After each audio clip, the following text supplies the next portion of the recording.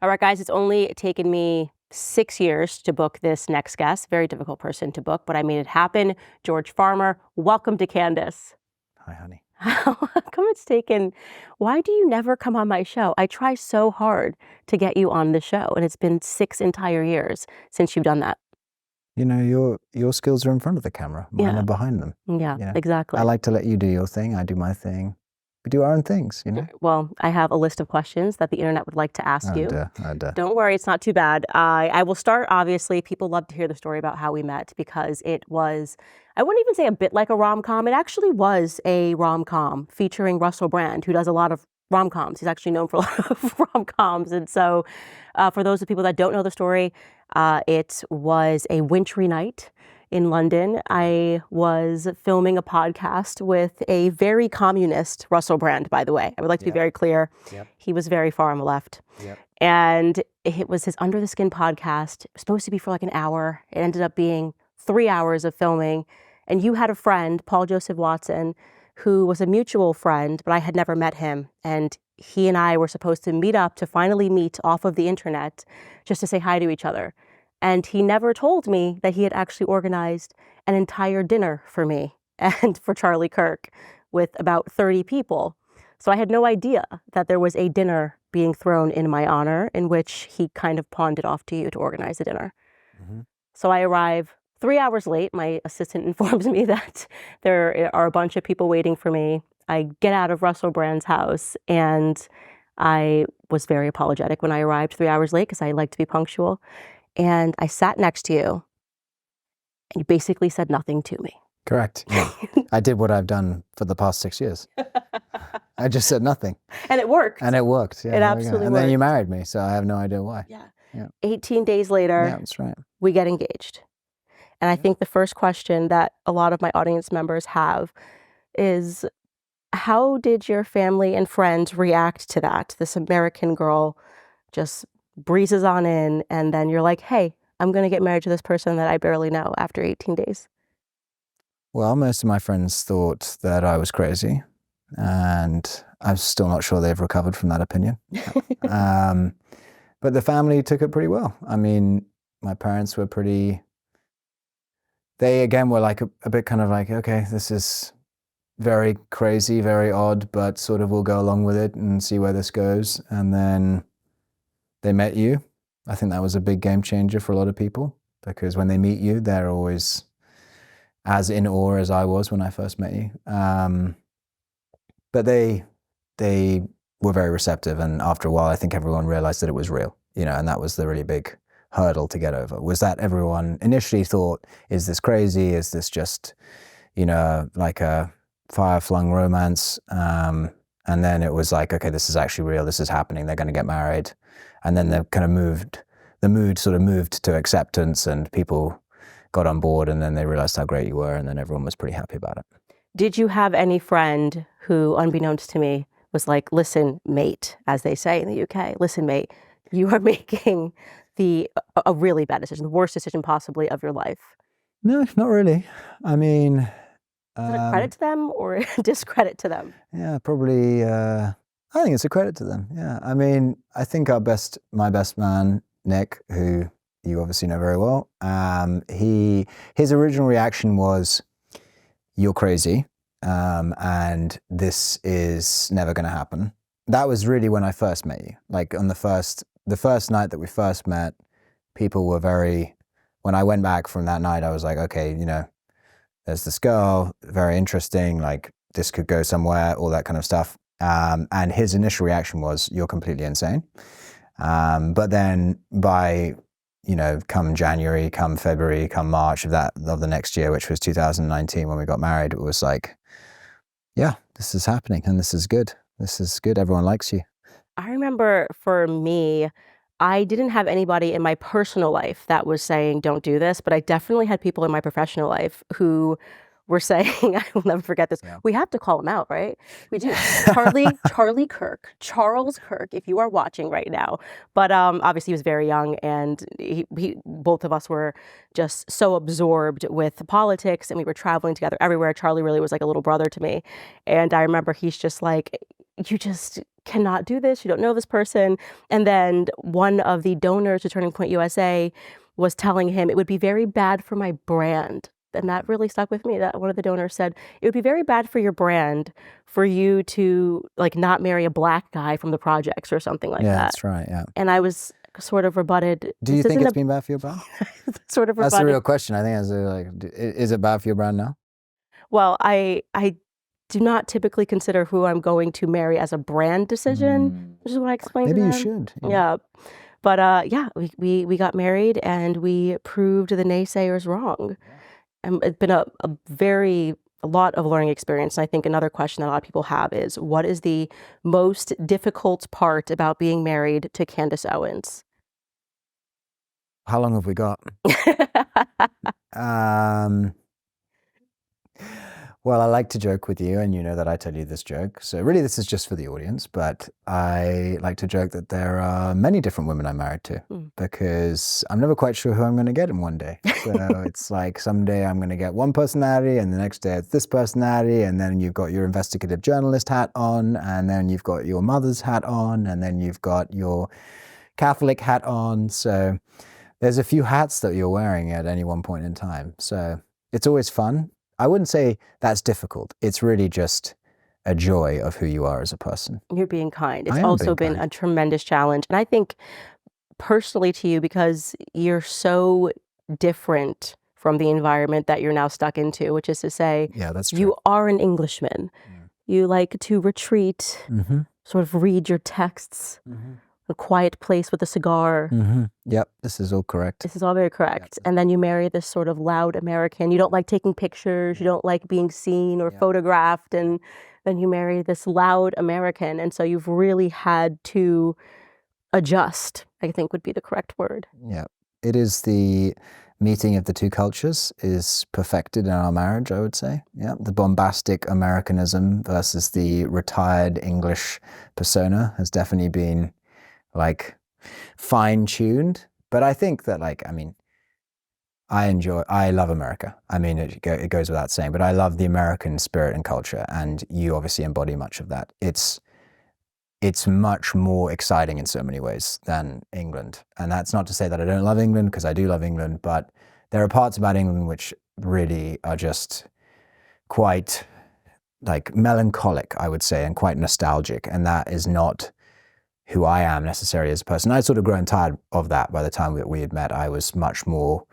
like needing to reinvigorate my life and to like find the next big project to move on to, and kind of, I'm not saying that America was a big project, but it is definitely a different culture. It's one which I really enjoy. Yeah, which is funny because those are the sort of the elements that I really loved about England, that I really fell in love with, like sort of the You're always attracted to the opposite. Yeah.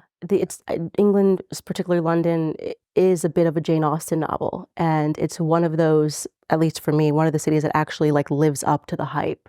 Yeah. And so I used to.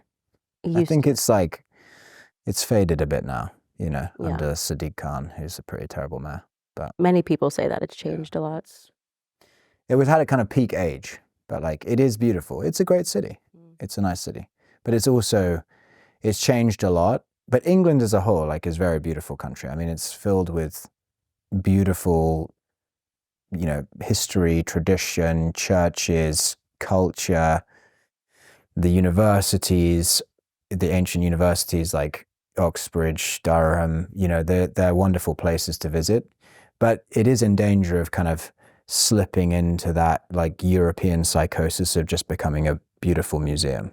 You know, and there's nothing invigorating about it. It needs to be revitalized. Like, you actually need to have something which is growing and producing goods and making society work, you know, and kind of it's slipping. Yeah, I think you've definitely made me appreciate a lot of those aspects of American culture, because there is something about England that is quite parochial, and it seems like it's never changing, which is beautiful in many ways, but also sometimes not, because you want things to change, not necessarily to give up traditions, not necessarily to give up beauty and architecture and taking your time to make things, which I think America could learn from. But definitely, I think in terms of their willingness to confront certain issues, I would probably say, I find the English to be incredibly polite. which I think can be very frustrating. I would imagine can be very frustrating for people that live there. So for you, coming to America, moving your entire life here after being a person that's born and raised in London and has lived in this sort of quiet, sleepy, melancholic culture, what has been the biggest change or culture shock? The bacon. Obviously the bacon, which is infinitely superior in America, I would say that. I think it's really important to be honest about your own country and culture. American bacon is just much better than English bacon. And burgers. Yep, the burgers too. Driving on the right-hand side of the road is the right side of the road to drive on. Definitely, having now driven a lot of miles on both sides of the road. But there are other things like, you know, people dress better in England. There's just no doubt about it. They dress better. What would I say is the biggest culture shock in general, though? I would say that there is definitely an aspect of what I just mentioned, which is kind of that willingness to get up and change things and do things, which is really powerful in America. Like that is definitely that is one of the biggest culture shocks. Like, and there are other people who have said the same thing. I was reading something the other day where somebody who previously lived in Germany moved to America, and they basically said, before I moved to America, my father worked in a nonprofit and my mother worked for the federal government of Germany. And so no one in my life, and no one that I really knew in my life, had ever worked in a for-profit business. Like everyone had either been subsidized by other people or subsidized by the state. And so when you move to America, like for me, that was one of the hugest things. Like you just kind of move over here, there's people just doing things the whole time. And it is a culture of activity and entrepreneurial spirit. And so that for me was a huge eye-opener when I moved here. I would also say that the other big thing, which has kind of faded in my acknowledgement of how revolutionary it is in some ways, is just because I'm now part of that culture in America, so I've become less receptive to how big it is. But I remember how big it is when I go back to the UK, is faith. Because in America, faith is a default. It's almost something which people open with in conversations, particularly obviously where we live in Tennessee. You will come across people the whole time saying, what church do you go to? And I was listening to a faith-based podcast, or I was reading the Bible or something like that. And in Britain, I would argue it is one of the most advanced secular cultures in the world. And you talk about faith in the public domain in Britain and people look at you as if you've got 5 heads. And it's really just very demoralizing. It's quite hostile, really, to actually organized faith. And there's a difference between continental Europe and the UK. Continental Europe has predominantly been Catholic, and there's much more of a kind of hardcore Catholicism in places like France and Spain. Obviously, Italy is completely separate because that's where the home of the church is. But, you know, you've got these countries in Europe where there's kind of a hardcore Catholic movement. And so if you say, like, I go to mass every day, or I take my faith life seriously, and you say it to one of those people, they would be very receptive to that. And there's a whole branch of society which is kind of built around preserving the faith. But in Britain, the Anglican Church, which is the state church, is very liberal. I mean, it's incredibly progressive. And as a result, most of British society have no real faith life. And so faith in the public domain is just not something talked about. And so over here, you come over here, it's amazingly refreshing to be in America, where people are so open, not just to the idea of talking about faith, but so open to learning about faith, so open to talk. That conversion experiences happen the whole time over here, whereas they're kind of rare in the UK.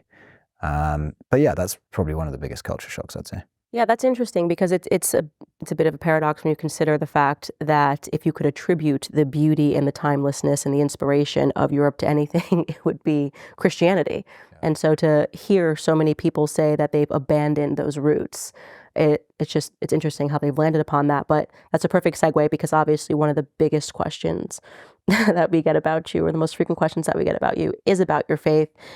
Not exactly a usual scenario for someone to leave the Anglican Church and become a Catholic. least of all,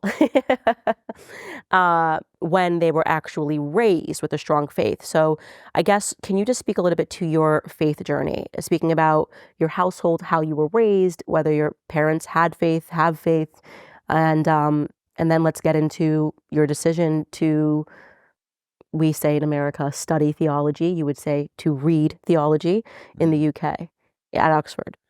Yeah. So, I mean, my parents are both evangelical Christians. And as you know, my sisters are also, like, they have a mixed faith life. One of them is very devout, the other one is not.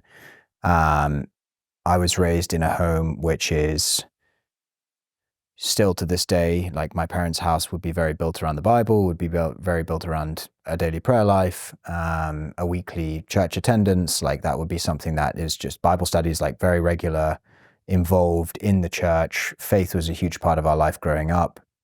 You quickly became aware of that in England, just going back to my previous answer about how secular it is, because when you say that you go to church on Sunday in the UK, that is not normal. And so as a result, by the time that you're cognizant of kind of having that discussion with your peers at a very young age, like 7, 8, 9, 10, at a boys' school in London, you become very aware that faith is different. That for me was probably the starting block, because then what happened was I started to become more interested in why I was different. Like, I started to become more interested in why my family had a faith life, had a religious life, versus the rest of the kind of secular schoolboys who didn't. And so for me, that kind of started a long journey of becoming quite interested in theology and faith. By the time that I was 12, 13, 14, I was very aware that faith was a huge part of how I saw the world. So it's different. I mean, if you are brought up in a faith-filled home, you will realize that faith, religion, has a huge impact on the way people are shaped. And that was equally as being played out in the UK during my formative years by radical Islam, as it was being played out by my own faith formation in Christianity. Because at the end of the Cold War, of course, we had this great 10-year window where historians and philosophers, famously Francis Fukuyama, said, this is the end of history, neoliberal capitalism has won, we will never see the rise of another ideology again, in the same way that communism and capitalism had to face off against each other. And in the early 2000s, that couldn't have been proved more wrong, because this was when the rise of radical Islam happened, and particularly in Europe, this was felt very strongly. And so for me, I was witnessing things like London bombings going on in my teenage years versus my own faith formation in Christianity. And this made me realize by quite a young age that faith, religion, is just a huge part of people's life. You know, it is a huge part. It is almost the greatest force which drives, it is the greatest force which drives the world. And I would also say the lack of faith as well. Yeah, yeah. A faith in nothing. Yeah, exactly. Yeah. Because they always replace it with a faith in something else. Yeah. Which is kind of an interesting way of looking at it. Yeah. Yeah, I mean, in the UK, and again, this is because of the UK's advanced secular culture. In some ways, you look at radical Islam in Europe. Well, what's Islam reacting to? Like, why are so many young men in Europe being drawn to Islam? The reason being is because it's the void. Nature abhors a vacuum.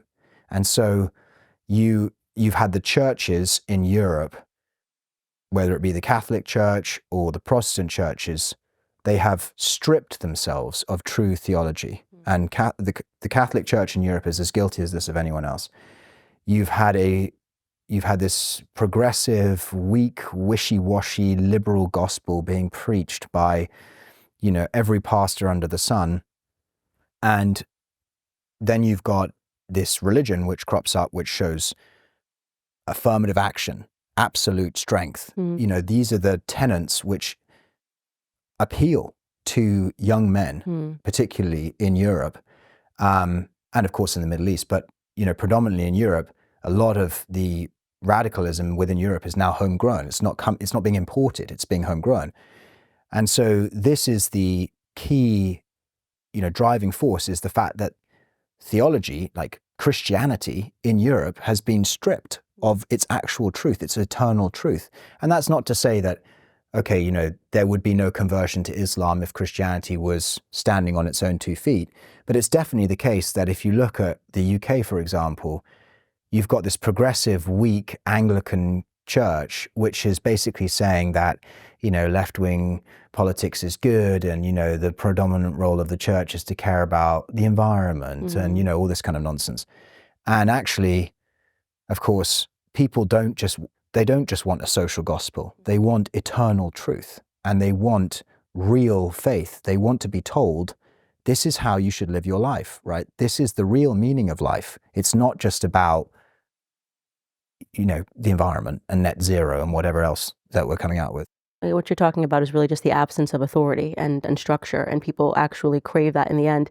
It reminds me of when I hosted Andrew Tate. I want to say it was a couple of years ago, maybe it was last year, but he similarly said, I pressed him on why he left Christianity. Yeah. And the answer he gave, which was very interesting for me to consider, was he basically said Christianity became weak, and Christians don't defend themselves. They allow people to disrespect Jesus Christ. And how are people supposed to be drawn to something that has been weak? And obviously startling, upsetting to hear, but he is echoing, I think, what you are speaking to, which is that there does need to be a return to a truer faith. Guys, I wanted to throw it to one of our sponsors, PreBorn, because we know that every baby's life is a precious gift full of potential and dreams waiting to unfold. This is why PreBorn, the nation's largest pro-life organization, is on the front lines for at-risk babies and mothers that are facing unplanned pregnancies. PreBorn's network of clinics are positioned in the highest abortion rate areas in the country. They're equipping these clinics with the resources that they need to save these precious lives and provide compassionate support to mothers throughout the 2 years after birth, all at no cost. As abortion continues to rise, PreBorn is expanding their life-affirming care to help more hurting women and save more babies. If you have the means, would you please consider giving a gift to save a baby in a very big way? Your tax-deductible donation of $15,000 will place an ultrasound machine in a women's center, saving countless lives for years to come. And now through, I don't know what, we're supposed to put a month there, your gift will be doubled. Now through March, I think, maybe your gift will be doubled. Donate, dial pound 250 and say the keyword baby. Again, that's pound 250 baby. Or you can donate securely at preborn.com/Candace. That's preborn.com/Candace. So you're raised in an evangelical household. You are introduced to faith your entire life. Yeah. You are drawn to it at I would say rather, it's very young, 13 years old, but so that's how you are. And when did you make the decision, I'm actually going to study this at Oxford? Like I actually want to continue this pursuit with theology. Yeah. Was it right away?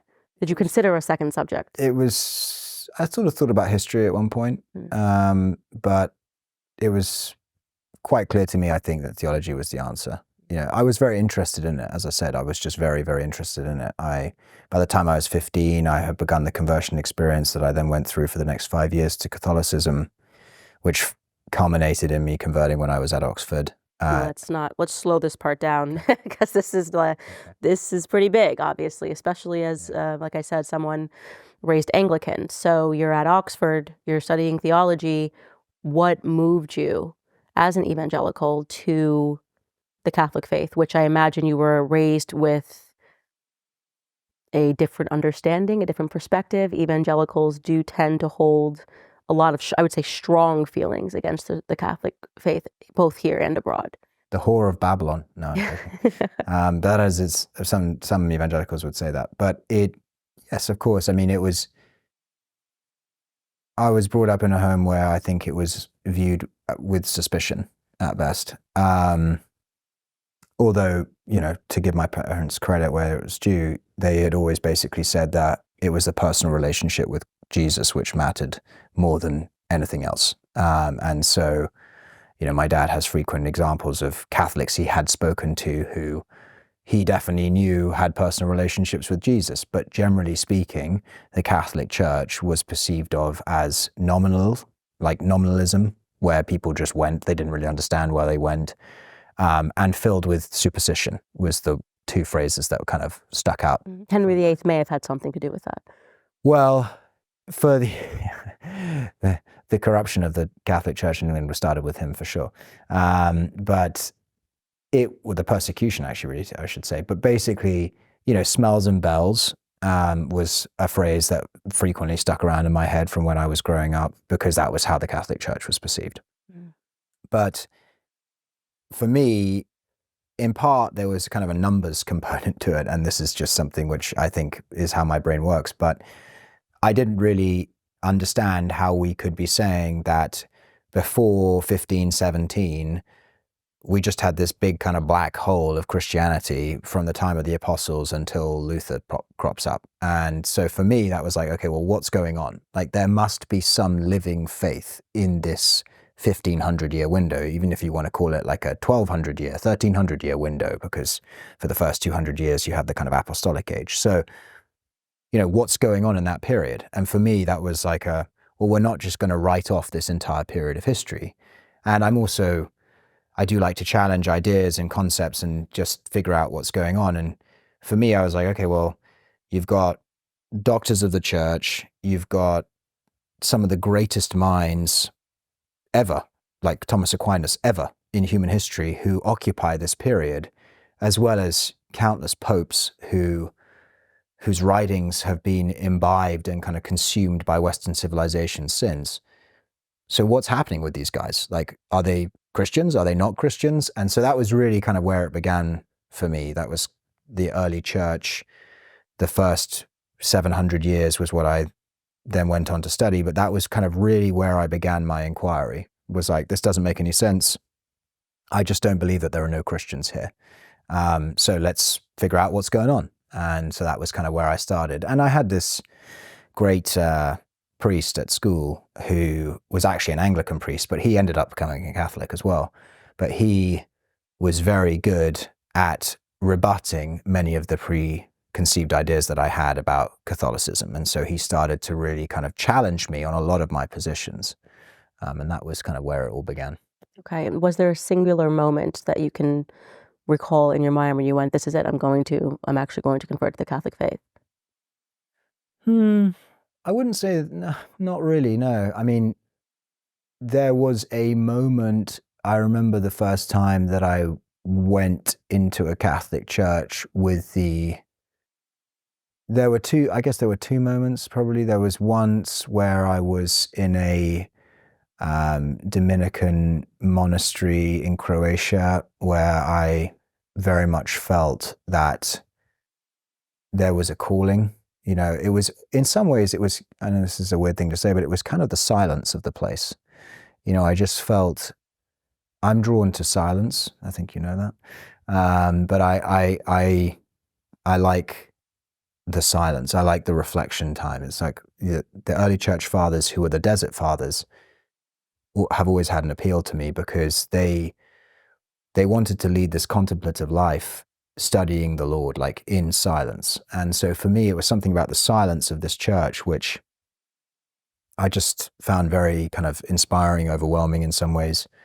So that was one moment. I think I must have been about 15 or 16 at that time.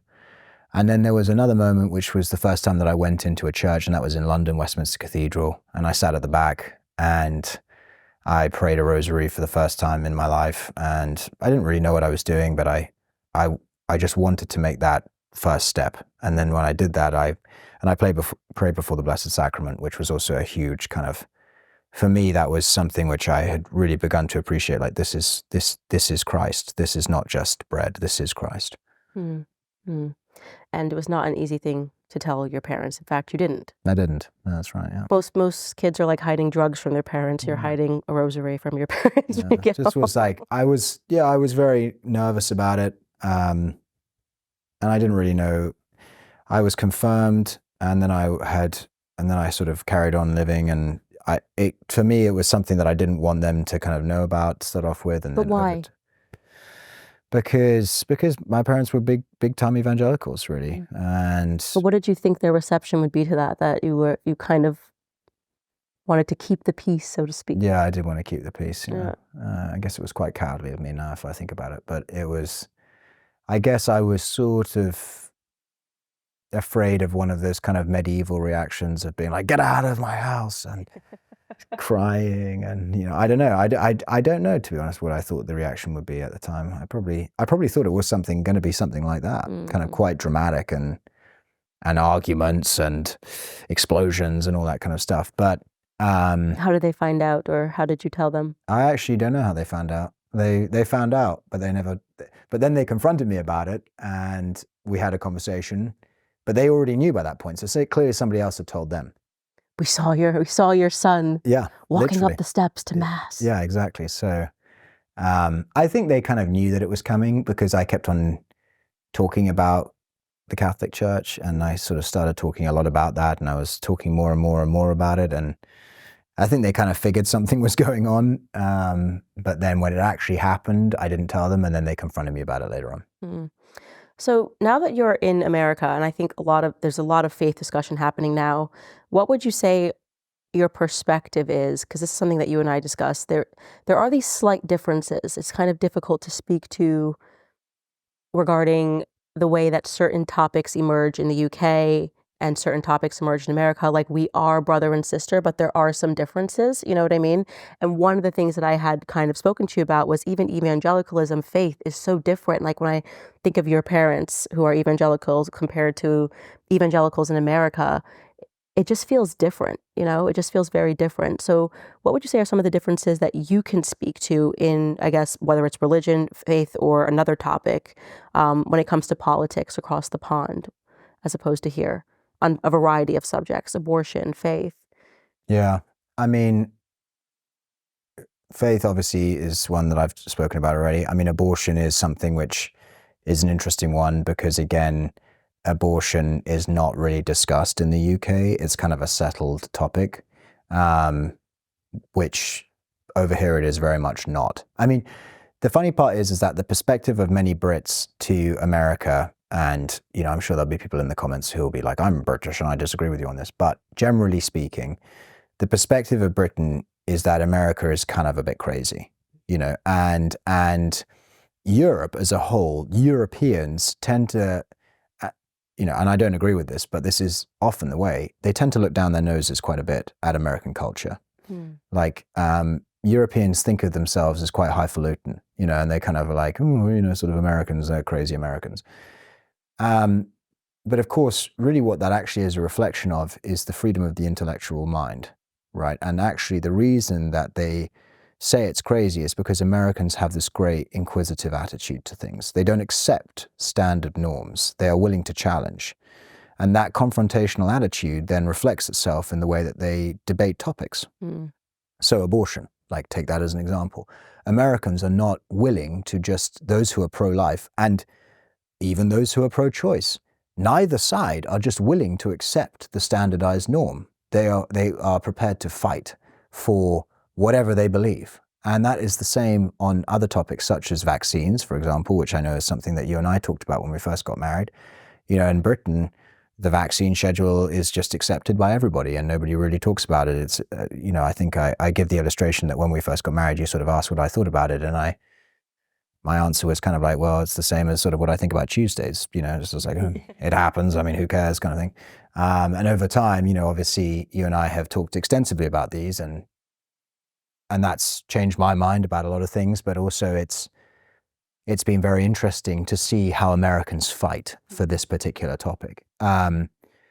Something that will be start as a taboo, then become a mainstream discussion in America. Yeah. And that's just thanks to Americans being willing to confront it. And that is a great example because, I mean, I always knew I was not going to vaccinate my children. I was always adverse to vaccines, but you led me down the garden. But I led you, yes, exactly. I was like, what do you think you were like, about... oh yeah, what do you think about this? And you're like, I was like, I don't really care. Like, what's the big deal? And then I was like, hey, check this out. Hey, check this out. And then I think you were quite surprised by a lot of the research that I had come upon. But it's so interesting because that was, 5-6 years ago. And now we're looking at in America, where Make America Healthy Again is mainstreamed. RFK Jr. is speaking about vaccines. He was really the only resource that I had when I kind of began my journey. And I can host a successful podcast talking about vaccines. And so it is interesting because you're correct. People do, and sometimes rightfully, stick down their noses to American culture because there are some aspects that we contribute. I mean, we gave the world the Kardashians, right? We've got to, you know, sort of, there's definitely a downside to American culture, but you're correct in that the upside is that when we establish these norms, they're not necessarily established. We're willing to then say, wait a second, what are we doing? Why are we doing this? Let's revisit this. And we're willing to have the confrontation. Like, in a way, we're still the colonists. Yeah, you're still willing to fight and be aggressive, which is, and that's, but you know, the worst thing is apathy. I mean, that's kind of the whole point, right? It's like, that's how Europe feels. It feels apathetic and lethargic and stagnant. And it's like, you come over here and people are willing to fight. They're willing to stand up for what they believe in, you know, whether it's the Second Amendment through to the rate of tax, through to the Department of Government Efficiency because they want to cut federal waste, or vaccines, or immigration, or whatever it might be. People are willing to just fight for what they believe in, which is so refreshing. And that is the greatest difference between Europe and between the UK. Because as I said, in the UK, there is this kind of, it's like a malaise. It's a malaise of the mind. You know, it's a malaise where people go, you know, life's kind of okay, and you know, we're fine, and we're just plodding along, and all this kind of stuff. And it's an unwillingness to better oneself or to improve the world in a better position. And that's a terrifying place, because then you just become subject to all kinds of tyranny. Yeah, absolutely. And I think it's probably quite challenging because I always think of the other side. Like, my brain sort of naturally goes, okay, if it's being presented to me as the mainstream acceptable position, I want to see what the unacceptable position is and see where I land on various topics. And unfortunately for you, because I have this huge platform and I say what I think, people assume that it must mean that that's exactly what you think, but I'm kind of thinking out loud most of the time. Like, I'm going, okay, this is a new topic. I'm not sure what I think about it.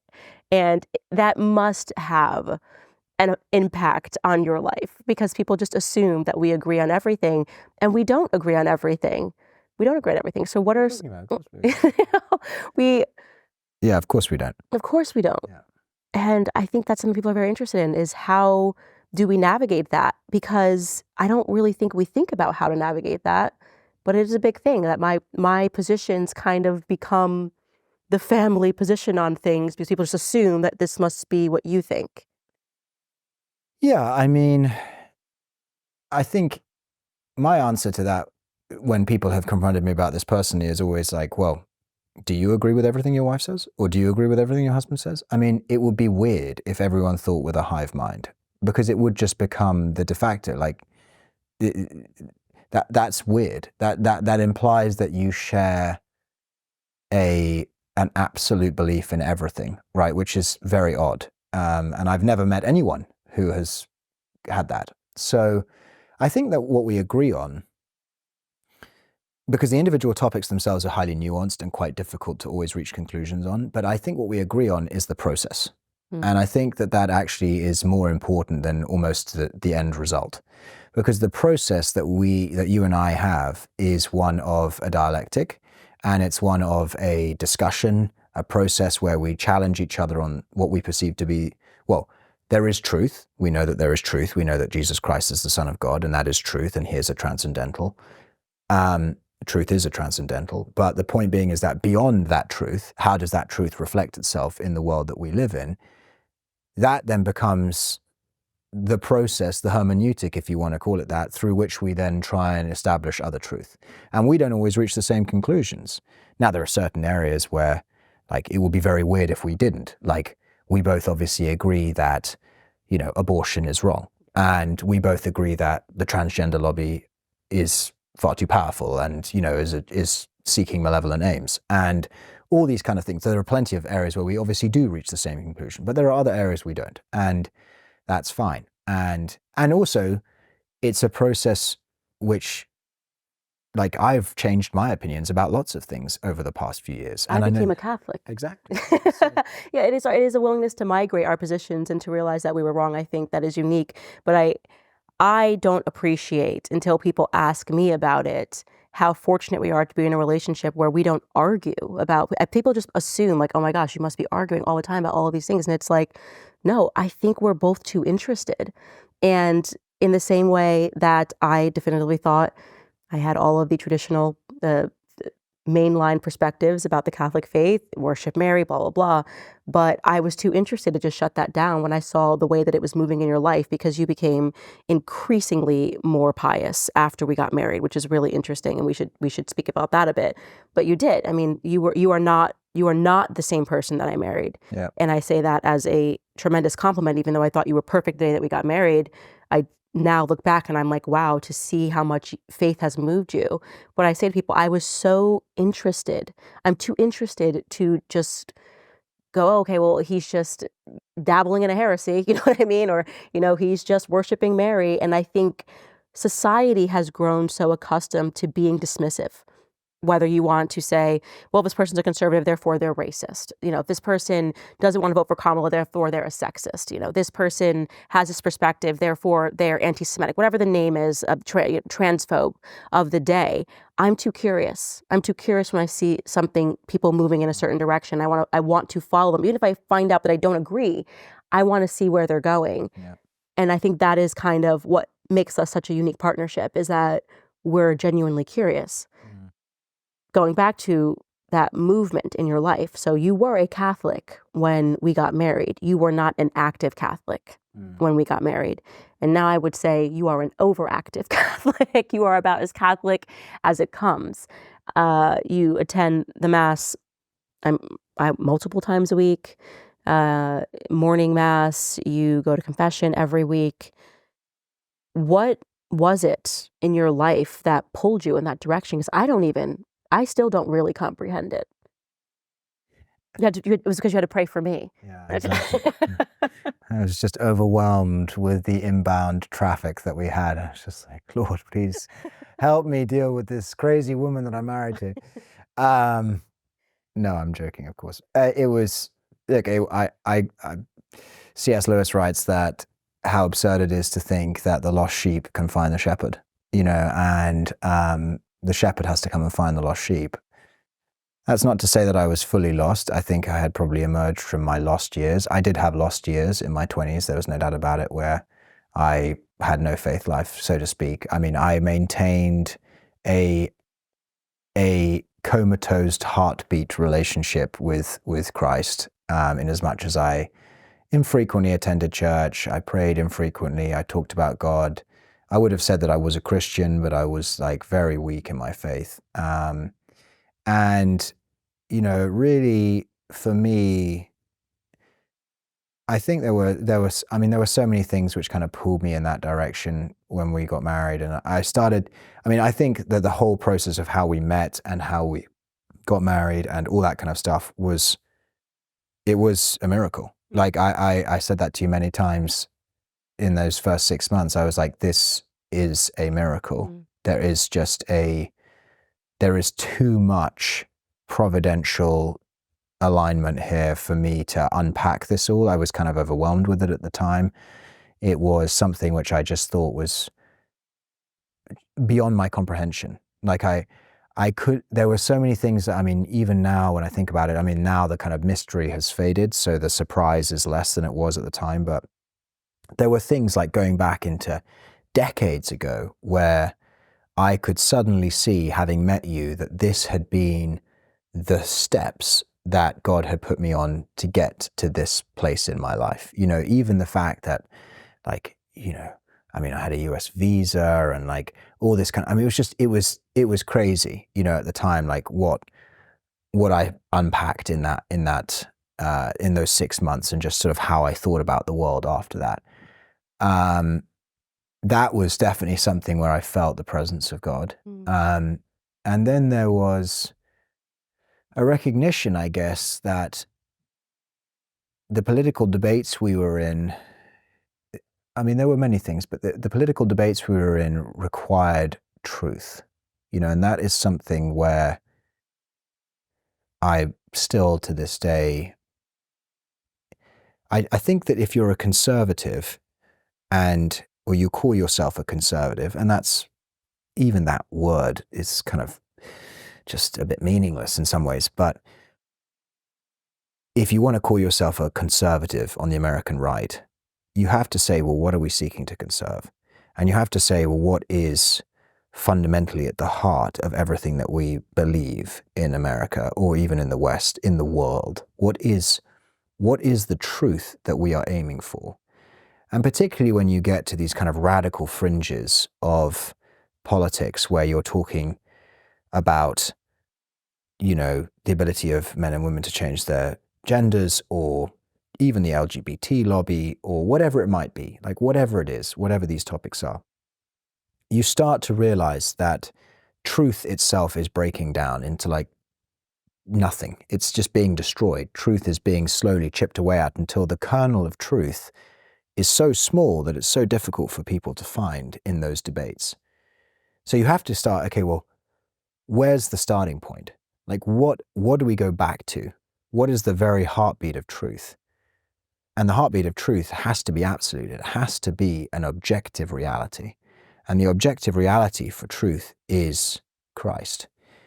And for me, I started realizing that the more and more I talked about politics, or the more we were involved in politics, or the more I witnessed politics, the more I realized that truth was absent. Like truth was absent from those debates. And so for me, I was like, okay, well, I need to discover what truth is again.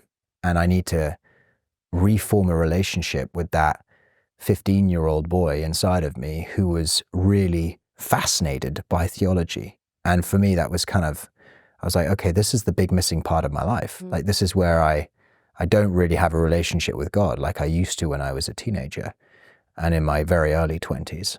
So that was what drew me back. I was like, I need to discover what truth is again.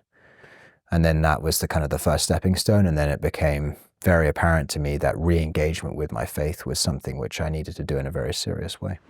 I'm just going to kick it to one of our advertisers, GoldCo, because we're all wondering what they have in store for President-elect Donald Trump. Are they going to crash the economy before he gets into office? Are they going to kick off World War III? It certainly looks that way. I don't know what they're up to, but I'm also not waiting around to find out. And I don't think that you should either, which is why you should go to CandaceLikesGold.com to learn about my partners over at GoldCo. They are the precious metals company that I trust. They're top rated. They have impeccable customer service, and they have supported this show since the very beginning. And for my listeners, they're going to give you a free gold and silver kit. This will teach you about how precious metals can protect your money and help you invest in the future. You could also get a 10% instant match and bonus silver on qualified orders. I don't want you to miss out on this, and this is a great way to help support the show. All you have to do is go to CandaceLikesGold.com. Again, that is CandaceLikesGold.com. How has fatherhood played a role in that? If fatherhood has played a role in that, becoming a father is very big sea change, I think, for all men. Is it? I don't know. Maybe some men are like, no, actually. No, it is.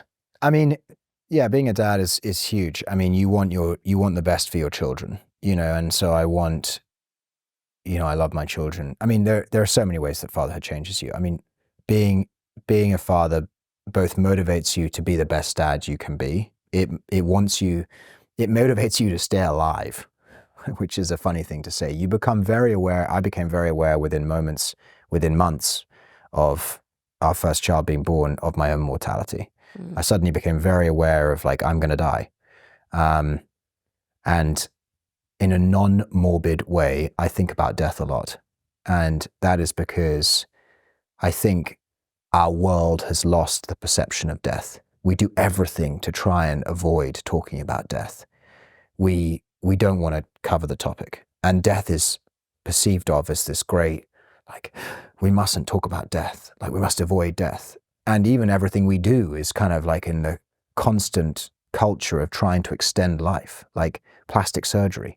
It's trying to make yourself look beautiful because you are denying the aging process, And even now, when we are inevitably going to die, we must be in control of that process through euthanasia. Like the UK has just voted through this assisted dying bill, which is a complete abomination. But this is how we are now perceiving death. We like have to control this process. And so natural death is totally pushed to one side. But when I became a father, I suddenly realized that I was like, okay, I'm going to die, and that's just going to happen. And I need to sort out my relationship with God, and I need to be aligned with him, and not just be aligned with him, but I need to promote Christ in this world, and I need to promote Christ to my children. And I want them to be raised in the faith.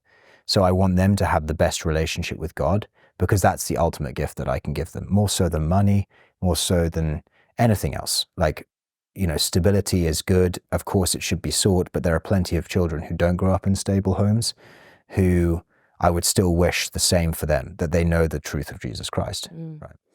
I would think when you have an active, at least it's been the case for me, like when you have an active spiritual life, I now kind of observe my past political perspectives as quite adolescent in a way. Yeah. Like I look at me going around college campuses and speaking about these issues, having removed Christ from the conversation, or if I'm, saying Christ on stage, it's not with the fullness of truth, I guess is the best way to say it. It's more kind of like a political talking point, and truly believing at that time that I had landed on truth, and now I'm like a lowercase truth of, well, the left hates family, oh, the left hates social cohesion, oh, the left loves, racism because of this or that, oh, the left, feminism, this. And then when you really arrive at the full picture, you're going, this is not a war against Trump, this is not a war against conservatives, it's always been a war against Christ.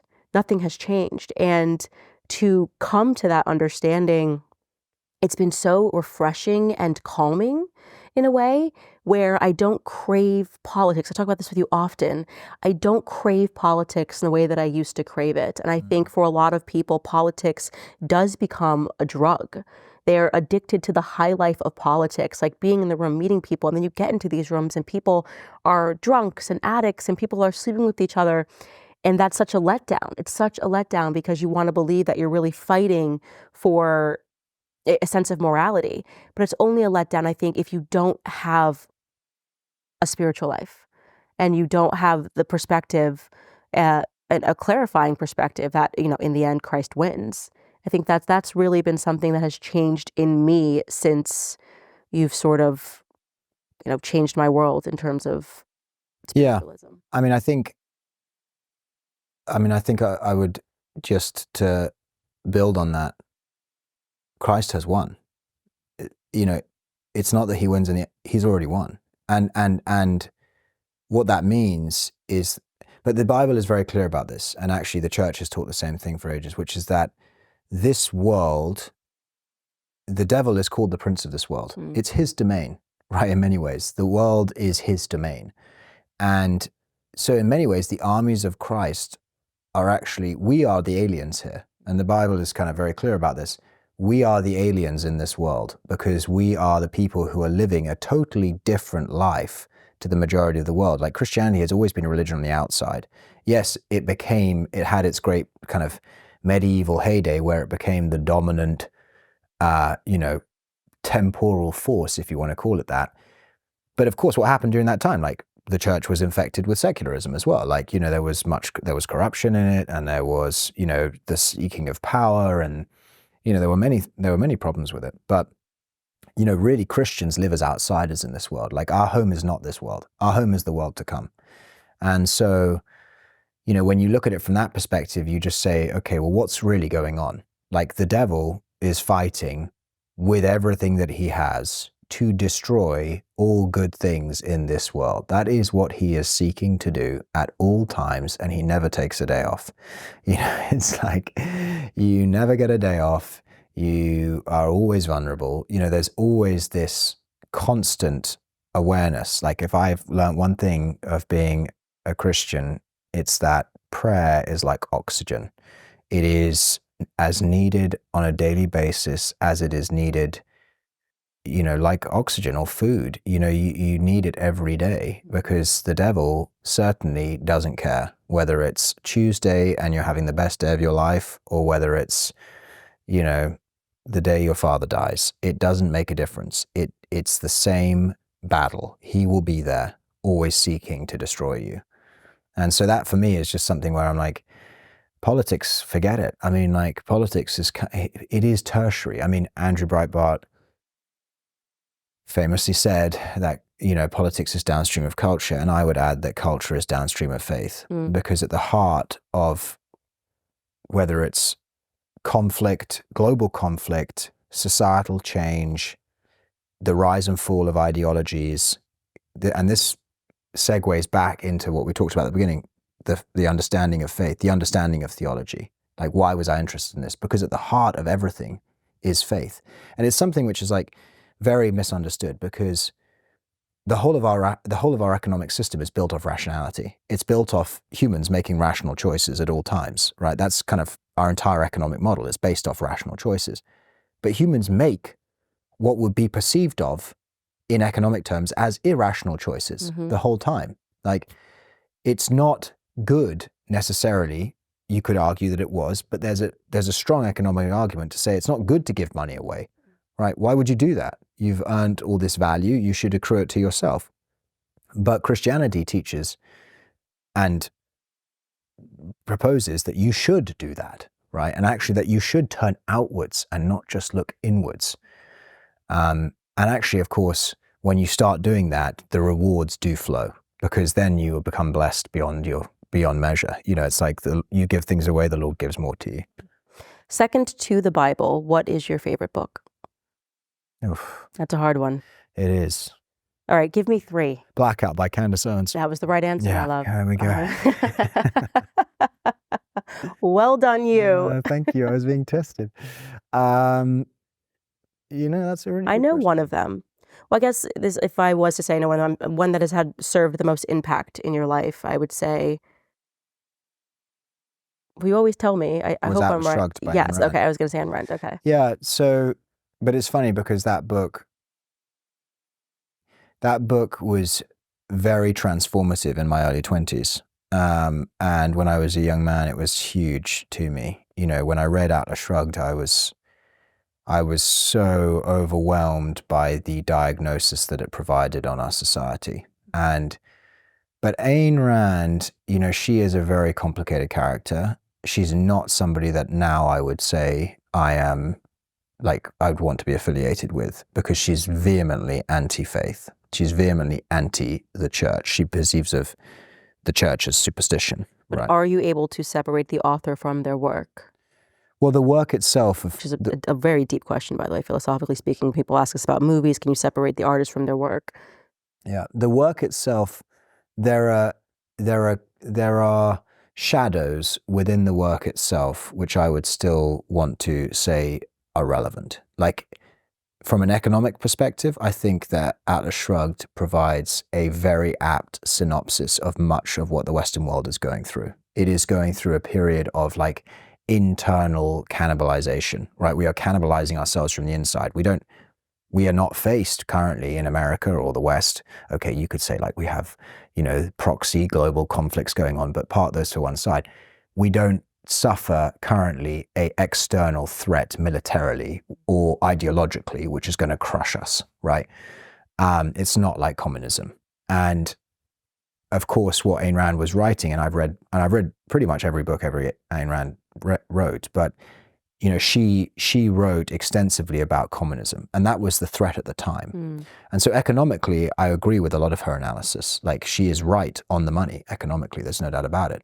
But the sad part about what she does is that she also throws into the same diagnosis religion. And so if you read Atlas Shrugged, you will, even though she doesn't, and I'm sure there'll be someone who'll fact check me on this and say, well, on page 572, she does. But, you know, I don't recall within the book, she doesn't actually name the church or name religion. She sort of paints a broad... She calls it superstition, right? Because her principal motivation is the I, right? And that is, she's talking about the I and how I should come first. She basically promotes the theory of selfish motivation. And from an economic perspective, the West has fallen so far from that, where we're leeching from people, we take from people who create things, we destroy wealth, we are intent on making misery, right? Our governments are determined on taxing and suppressing the creation of wealth. And And from that perspective, I would agree with her. But I would not say that, like, I would not align myself with, I would definitely not at the age of 34 align myself now with where I believed that I was when I was like 22, right? I read the book in 3 weeks. So I stand corrected then. What would you say now is your, maybe not favorite book, most transformative book? Like if you were saying these are the books that you should definitely read, put on your list. Our books are so different, by the way. It's so funny. If we both had to supply our list, they'd be like, what is going on in this household? Gosh, that's a really good question. I would probably have to think about that. I mean, well, you do read. I do read quite a lot. In the morning, you read 3 books, and obviously this is, again, attributing to your spiritual life, but obviously the Bible, you read quotations from C.S. Lewis. Maybe there's a C.S. Lewis book in there that you might recommend. Just giving you ideas here. And then you read which Pope Pius? No, Pope Benedict XVI. Benedict XVI. I read a daily reader from those two. Yeah, those two guys. Those two guys, the Pope and C.S. Lewis. I do read a daily reader from those two because they are treasures of wisdom. Now, do they have a specific book like C.S. Lewis, Mere Christianity, obviously, which has seemed to undergo quite a popular resurgence. Russell Brand, for example, our Cupid in our story, he did a book club on it recently, which I thought was, very really love the idea of Russell Brand as Cupid. But on top of that, I would say, like, there are really interesting books that I've read in the last few years, which I find to be very interesting on like totally different topics. I mean, I would say The Rise and Triumph of the Modern Self, which was written by a professor called Carl Trueman, I think, which I read last year, was a really, really interesting analysis on how we have ended up. It's basically the politics of sexuality. And it's really a fascinating book. It was a fascinating book because to the untrained mind, you get here and you get to 2024 and you're like, what on earth went wrong? Like, where did we go wrong? What has happened? Like, how have we ended up just talking about this? And what he does a really amazing job of, and it was just the most interesting book that I've read in the last 5 years, probably. But it was, well, maybe not the last 5 years, but definitely the last couple of years. It weaves the thread of how we started talking about, the romantic literature poets and how we ended up at transgender. And it's basically saying that, you have this kind of like fine thread which has been woven all the way through countless like generations and centuries where the politics of sexuality have become the all. It is like now that is the biggest thing for people. And for them, sexuality is the number one. It is the new God, right? And so how do we end up in this place? He does a great job in explaining it. I would also say things like like another great book which I read in the last 5 years was The Great American Gamble, which is a weirdly kind of academic book about America's nuclear policy in the last 70 years. And when I say nuclear, I mean like nuclear weapons. And it really demonstrated to me and in some ways this goes back to what we were saying earlier, the dangers of like conformist thinking. Because really what it shows you is that America put itself at a position of unbelievable weakness by doing what it did which was kind of saying, we will have this great policy of mutually assured destruction. And mutually assured destruction was a complete nonsense. Right. And actually it just changed the way I thought about geopolitics. It changed the way I thought about defense. It changed the way I think about America's role in the world. And so that was another fascinating book. Like, there are so many, I mean, you can name so many. Thucydides is a great read too, if you're into ancient history. I mean, there are so many great books which I've read in the last few years, which I would really recommend, but those are just two which stand out. I would say international liberalism expansion. That's been a bit of a mess, geopolitically speaking. I don't understand why we think it's our job to spread democracy. And we're never actually spreading democracy. I think when we say spread democracy, it's like code word for dropping bombs. But I won't get too political and ask you aggressive questions. No, go on. Right. Let me ask you, what are the hot burning topics? Putin or Zelensky? Right, you guys, just going to very quickly throw it just once more to another one of our advertisers, this time American Financings. I know that there are so many people out there that are feeling the stress about giving your family a memorable holiday. You're not alone. The prices remain higher than ever. A lot of Americans are maxing out their credit cards. Now is the perfect time to take control of your finances and pay off that debt. If you're a homeowner, American Financing can help you unlock the equity in your home and you can start saving. Their customers save $800 a month on average. Just imagine what that could mean for your family. Plus, if you act now, you can even delay 2 mortgage payments, giving you the extra cash for the season. It would be so nice to start off the year without that debt and those monthly minimum payments. It costs nothing to find out how much you could be saving. Holidays are going to be here before you know it. So call one of American Financing's salary-based mortgage consultants today. You can call 800-795-1210. Again, that's 800-795-1210, or visit americanfinancing.net/Owens. Again, that's americanfinancing.net/Owens. Okay, so another question. Obviously, we're coming to the end of this year, and it's been a year for the books for me and you, I would say. We have definitely had a year. Peaceful. Quiet, yeah. Nothing year, happened. No changes. Everything's been copacetic. Very nice, yeah. Yeah. Right. But I mean, I guess people would just want to know what that was like, what this year has been like as somebody who actually had a front row seat to everything. I think that, the public always thinks they have a front row seat to everything. It's always either 10 times better or worse behind the scenes. Go with worse. And obviously it was a tremendous shock. Our life shifted. You were just the most brilliant person in the entire world, having to figure out an entire podcast business in the span of, 6 weeks, where we're back up and running, and advertisement business. I always say, I'm just the person who talks on the internet. I just like to talk to my friends on the phone, and then you have to go figure out everything else. And so just sitting from your seat throughout that entire process, change, whatever it is that you want to call it, what did you think about it? What was that like going through it? Well, I'll correct you there. You're the most amazing person. No, you are. No, we can do this a long time. We could do this. I am stubborn. Yes, I know you are. No, but it's a team effort. It's a team effort. That's what it always is. It's always a team effort. But yeah, look, it was the most challenging year we've ever had, for sure, in so many ways, and we both know that. I would say that there was a big component to just saying to the Lord, help, help, just kind of help. How do we do this? How do we do everything? Whether it be from, lawsuits to the new business to, raising children, our son starting school, setting up a studio. I mean, just everything that we've done this year, and there's been a lot, and I haven't even mentioned half the things in that, little synopsis there, but it's been really tough.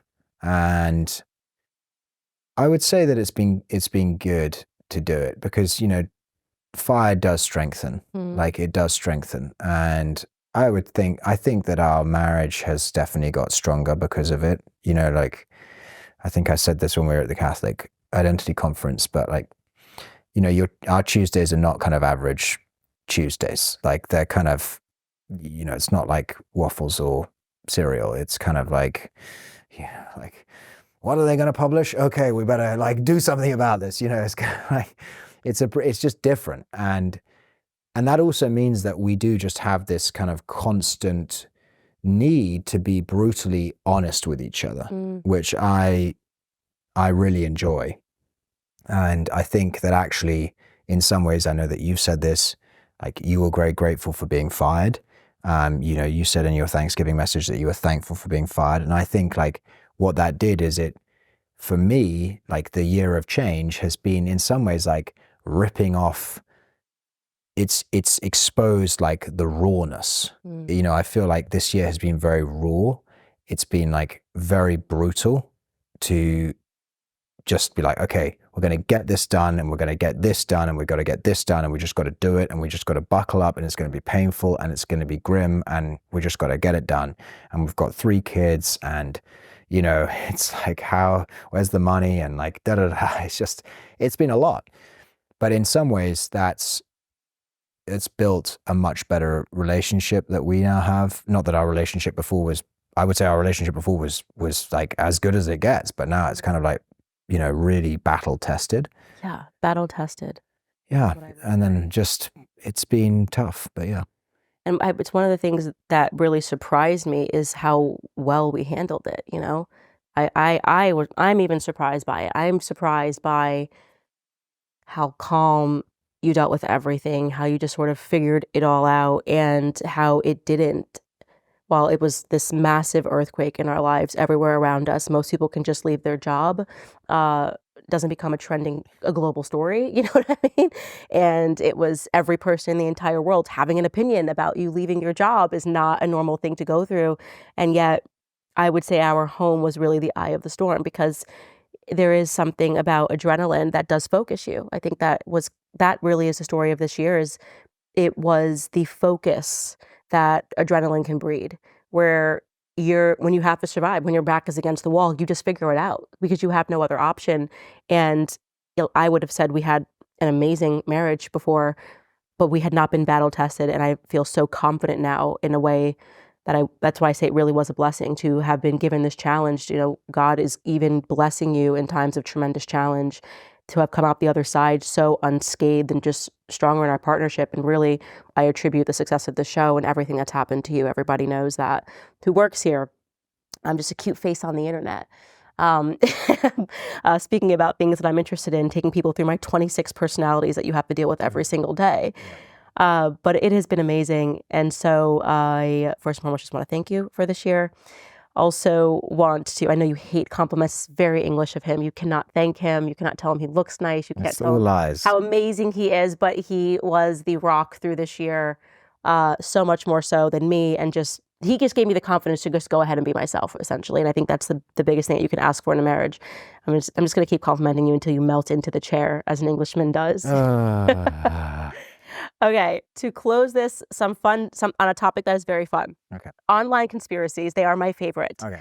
They're amazing. People come up with such amazing things. Do you know that, by the way, ChatGPT once gave somebody the answer, and then they tagged me and they were like, what ancestry is George? And it said George Farmer was a Jew, like that your family was Jewish, that your father's father was Jewish, which is crazy. And then but the internet is a strange place. If it's on the internet, then suddenly people believe it's true. So I've got some favorite conspiracies. Okay.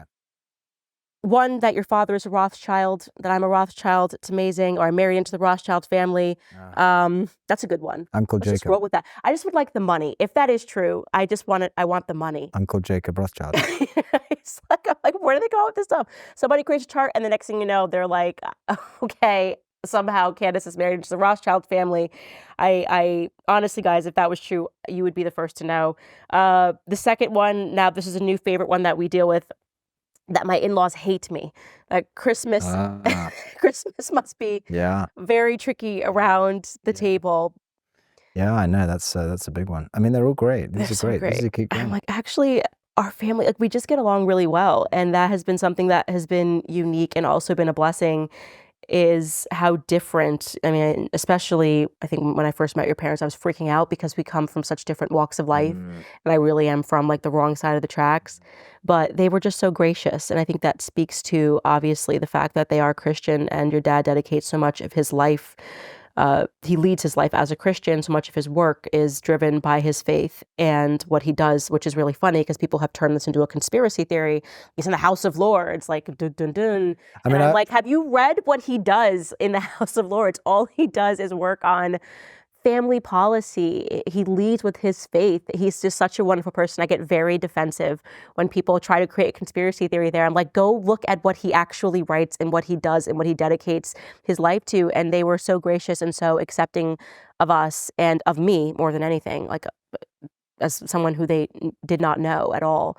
So I should just say for the record that, first of all, in answer to the first one, I have no known relations who are Rothschild, as far as I'm aware. Like, I don't know that. But if we are aware, I want to check. But if I find one, I will let people know. Thank you. Number 2 is that the House of Lords is not like kind of, I don't know what people think it is. I mean, it is an American thing where they're like the House of Lords. I think people still think that England is an absolute monarchy. I was going to say, I think they think that, like, and the that king the is still is the in king. charge. Yeah. And I'm like, do people know that we had a civil war where we chopped They don't know how UK government works at all. they're like, what is this? Like, we had a civil war. We chopped the head of the king.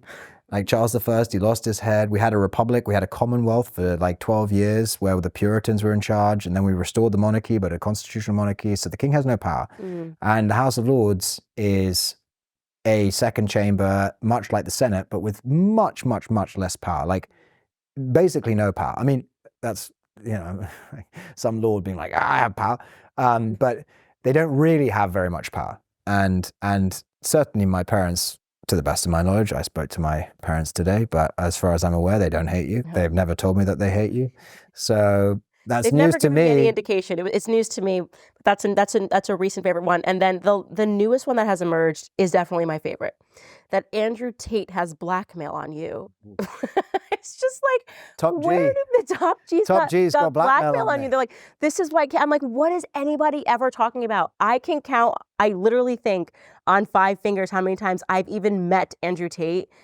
2 of them were the times I was interviewing him. Once at the Trump Hotel. I think it's 4. I think the total number is 4. 100. Yeah, it's crazy. And so they think that they've developed this whole thing where, like, he's known you your whole life and he knows where all the bodies are buried. I'm like, people on the internet are mad, but I love a good conspiracy theory, so I love to read them about myself, especially. Like, he hasn't told me if he has. If he does, maybe he does. Andrew Tate. Also, if you are watching and you have a blackmail file on us, please let us know. Okay, exactly. Don't let randos on the internet know about that.